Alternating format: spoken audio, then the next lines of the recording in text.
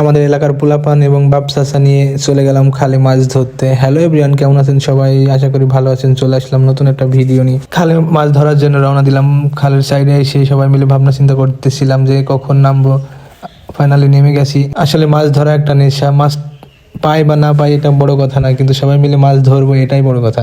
তাই চলে আসি সবাই মিলে একসাথে মাছ ধরতে। আর অনেক এই জার্মানি ভেঙে মাছ ধরা অনেক কষ্টদায়ক একটা কাজ। তাও আমরা কিছু মনে করতেছি না, মাছ আমরা ধরবোই যেভাবেই হোক, জার্মানি থাক আর যাই হোক। এই জার্মানি ভেঙেই আমরা মাছ ধরছিলাম। আসলে মাছ ধরতে খুব ভালো লাগে আমার। সাধারণত মানুষ মাছ ধরা একটা নেশা ভেবে মাছ ধরে। মানুষের নেশায় যদি না হয়, না হলে কি আর এই কষ্ট করে কেউ মাছ ধরে? তাও আমরা মাছ ধরতেছিলাম।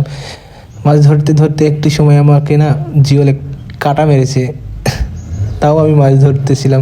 আসলে মাছ ধরার মতো নেশা মনে হয় আর কোনো কিছুতে নাই। মানে এই জার্মানি ভেঙে আমরা কত কষ্ট করে তাও মাছ ধরছিলাম।